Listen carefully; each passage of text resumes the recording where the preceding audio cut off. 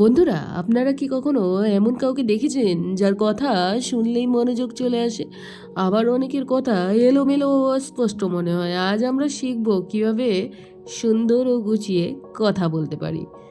ভালো বক্তা হওয়ার জন্য জন্মগত প্রতিভা লাগে না, প্রয়োজন শুধু কিছু নিয়ম ও অনুশীলন। চলুন জেনে নিই কিভাবে আমরা সবাই স্পষ্ট, সুস্পষ্ট ও প্রভাবশালী কথা বলতে পারি।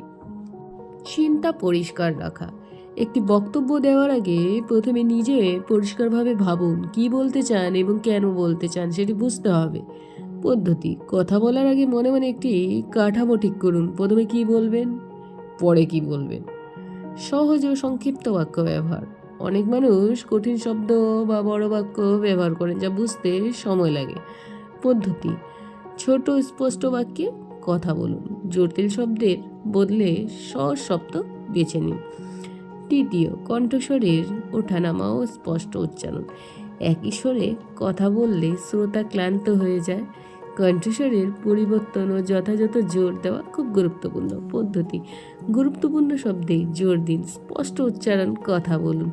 শরীরের ভাষা ও চোখের যোগাযোগ শুধু কথার মাধ্যমেই নয়, আমাদের শরীরের ভাষা ও গুরুত্বপূর্ণ ভূমিকা রাখে। পদ্ধতি: শ্রোতাদের সঙ্গে চোখের যোগাযোগ বজায় রাখুন। হাতের ইশারা ব্যবহার করুন, তবে অতিরিক্ত নয়। অনুশীলন ও আত্মবিশ্বাস। কোনো কিছু প্রথমেই নিখুঁত হয় না। সুন্দরভাবে কথা বলার জন্য অনুশীলন কিন্তু অপরিহার্য। পদ্ধতি: আয়নার সামনে অনুশীলন করুন, পরিচিতের সামনে বক্তব্য রাখার অভ্যাস করুন। সর্বশেষে উপসংহারে বলা যায়, প্রিয় শ্রোতারা, সুন্দর ও গুছিয়ে কথা বলার জন্য পরিষ্কার চিন্তা, সহজ ভাষা, স্পষ্ট উচ্চারণ, শরীরের ভাষা ও অনুশীলনে 5টি জিনিস খুবই গুরুত্বপূর্ণ। এটি শুধু আমাদের ব্যক্তিগত পেশাদার জীবনে নয়, সম্পর্ক গঠনের ক্ষেত্রেও সাহায্য করবে। তাই আজ থেকেই অনুশীলন শুরু করুন এবং আত্মবিশ্বাসের সঙ্গে কথা বলুন। ধন্যবাদ।